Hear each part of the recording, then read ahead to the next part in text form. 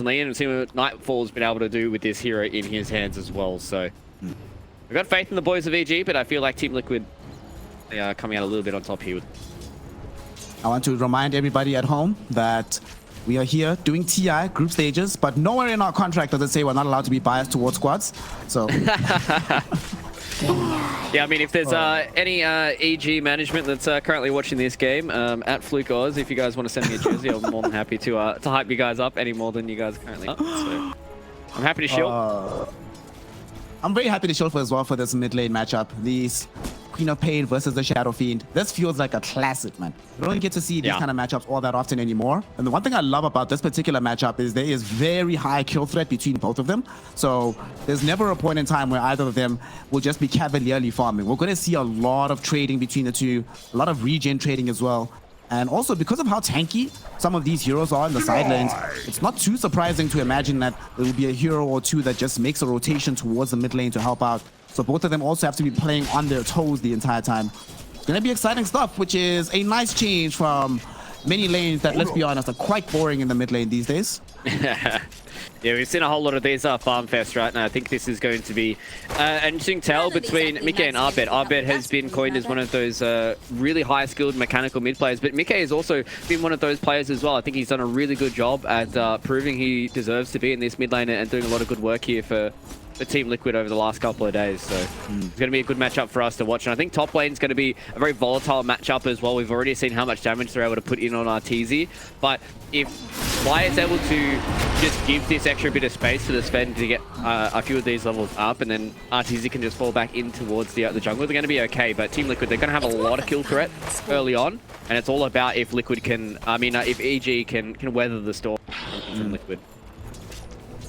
Also good for them on the top side of the map. Middle, so far so good for Shadow Fiend, who is doing a pretty good job of dumpstering Arbet right now. Well ahead of him in denies, very well ahead of him in CS, and has a wave underneath the tower, so should be able to mop up most of it. Arbet not going to be happy with the state of affairs if things continue under the current regime, but should still be okay. Still be okay for the most part. Can still play Dota, which is, as we saw in the previous series, when you're not allowed to play Dota, that's when things become really difficult, but you can still win a game that starts out poorly, provided that the mid game doesn't go too sour too quickly. Yeah, as long as this game is relatively even, they're going to be okay, but Team Liquid are definitely feeling happy with how these lanes are going. Matu versus Nightfall is an interesting one for me. Crit playing onto this this Hoodwink, it is one of those position 4 heroes that I think we're going to be seeing rise in prominence a little bit more, just because of how strong it can be and how much kill threat it actually can pose simply by itself. So a lot of these off players don't really need to have that much kill threat by themselves. They just needed to be able to input a little bit of that extra damage when you do see things like the Bushwhack come out for crit. So I'm interested to see if they're able to get some early kills here to get Nightfall off to a good side, or whether or not, once Matu gets his Vanguard up, it's going to be very hard to push him out of the lane. So if they're able to put the pressure back onto this this Pudge and able to at least get this Broodmother off to a good start, then EG can feel happy with it. But I think Liquid are doing a good job so far to mitigate that damage that come in from an early group. Looking at this mid hero, our Queen of Pain, she's getting charged into right now. But the Spirit Car was scouted out. They know what's happening. Bounty! Trying to muscle off the bottom side of the map. Very much looking forward to the interplay between the Queen of Pain and the Hoodwink when the Hoodwink does eventually get level 6. The Sharpshooter with Sonic Wave, it's a shocking amount of damage, especially early on. We were talking about it yesterday. It always feels like Sharpshooter does too much damage. Like, no matter how many times you die to that spot, you're just like, oh my god, dude, really? Seriously? Way too much. Yeah. So, down bottom, Nightfall did become too oppressively powerful pre the arrival of the Vanguard. So Matu has been bounced out of the lane in its entirety. Mid lane though, Arbet almost died. The Sonic Wave will push back Mike. The charge is incoming. Boxi, can he finish him off? Of course he can. And now they're looking towards Fly as well. The Fire Snap Cookie helped out. Could at the very least get some quick revenge with the Bushwhack. But it's a 2-for-1 exchange in this mid lane, actually falling. But yet again, we're having so much contestation in this mid lane here. Everybody's just hanging out, but now, oh no, top! They're going onto the Pudge! They will be able to catch him out with the Stormhammer. Sharpshooter's there as well. Matu trying to stay alive right now. He's tanking so much damage. Reinforcements are coming, and they didn't have enough damage to actually kill him. Now suddenly Crit being the one that gets charged into. There will be the Nether Strike from Boxi. certain death for Crit.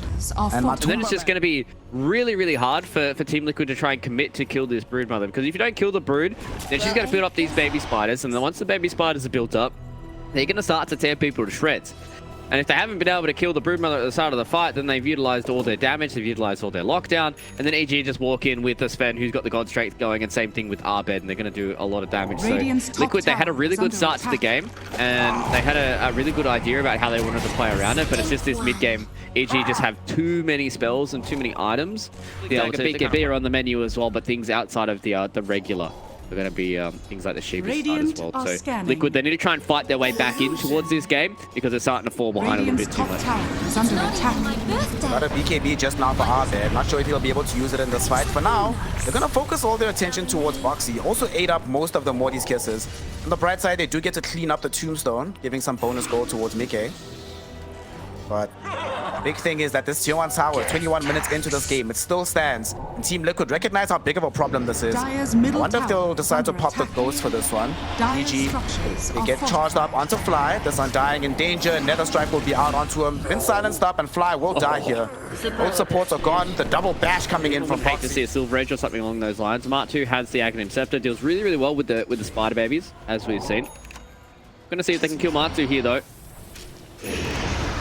No, more or less way. Don't have a direct lead on him. Did use it. Want to be able to jump him in. I found him out with the babies. Finally find him with the babies, but Zai is also here with Ghost on the other side of the fight. Dismember going out onto Arteezy. He can't do the damage. Nether Strike as well as there. His BKB is being wasted. The Requiem blows him up from Mickey.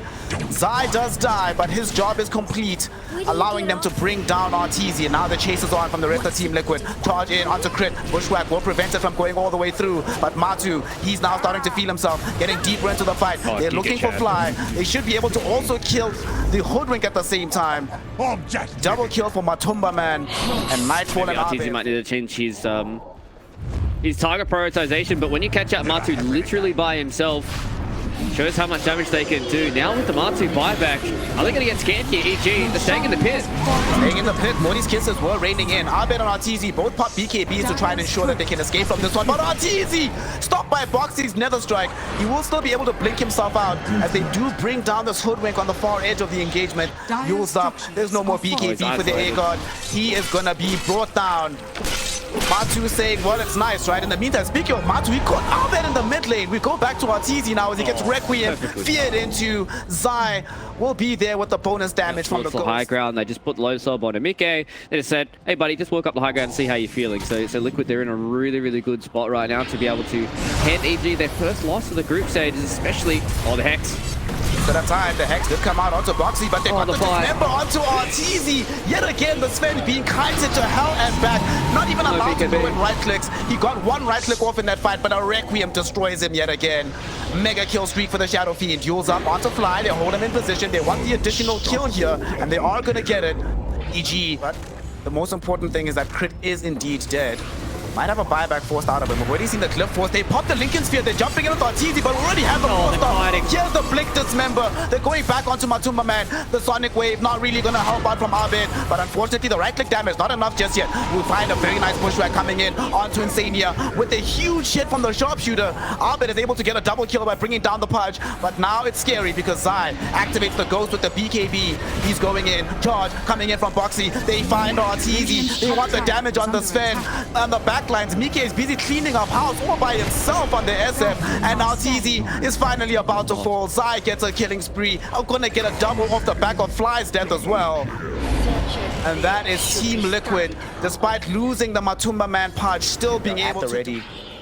They're sort of waiting for this exact kind of movement to come in from EG, and EG realize how dangerous going high ground can be here, and they go high ground, but they get caught in. But here's Arteezy. They're looking for Mickey with the Sonic damage. They can kill the Shadow Fiend at long lost. On the back end of the fight, though, Matu and Zai clean up both supports, but now they get the Hex back out onto Zai. Zai on the Death Prophet trying to escape the missile of this fight. Matu caught between three heroes, and he's not going to be able to survive. Suddenly, Zai finding himself a little bit too isolated as well. And these heroes have fallen low, but not low enough as Arbed keeps the chase going onto Boxi as meantime Zai drawing away both Arteezy and Nightfall, closer to the Roshan pit. He's been used up because I do not think that EG are gonna not take this opportunity. They jump onto the high ground, looking for Matu. Here comes RTZ. They've broken the Linkens onto Mike. Lotus off, back onto RTZ. Activates the BKB. Now Zai hexed up. He can't get off his spells, but at the same time, they finally dismember onto Abed. Now Matu and the crew, they want to bound forward. The BKB from RTZ has expired. Zai with his own BKB goes deeper in the fight with the Exorcism Ghost, chasing down Fly. They've gotten that kill. Crit, the lone survivor so far, allowed to TP out on the high ground. I don't think Boxi has the vision here. Oh, he charges through. Realizes where he's at. Boxi, man. What is going on? Matu gets a triple kill off the back of this. Boxi with the RTZ's on the other side of the map. Let's go force a fight. Let's get in. Matu. For somebody to jump onto with the dismember. He goes onto the high ground, only comes across Crit first. Crit gets stunned by Boxi, who charges through him to try and find Fly. Nether Strike will be there as well. Crit gets taken out. 65 seconds in the grave, no buyback. And also Nightfall gets caught out on the high ground through middle. He's dead too. He does have buyback. Same time, Arteezy about to have money for the full buyback as well. Arteezy can buy back, this would be huge, but Arteezy might have also been scouted. I think they see him, he's been jumped on. Dismember, there from Matumba Man. Zai in with the Exorcism Ghost as well. And Arteezy can't get off his spells. Ahmed buys him time though, gets off the Sonic Wave, but the Requiem from Mickey brings down the Sven. That's a Rapier on the deck, picked up by Boxi. Ahmed still doing his best to try and fight this. Sonic Wave though will be there. Has and Ahmed able to reclaim the Rapier. He passes it on to Arteezy. Arteezy might want to re-engage onto this fight. Can they get there in time? Blink forward. Won't be able to be there. And who's gonna die next? Nobody, because Team Liquid are on the retreat. Arteezy finds the Stormhammer out onto Matu. He gets the damage out. Matumba Man is gonna end up dead 100 seconds in the grave. 17-minute game. They want that one to be the longest one. Don't want to extend it any farther. Team Liquid now smoke up on 3. Mickey waiting for the opportunity to go in with the Arcane Blink Requiem.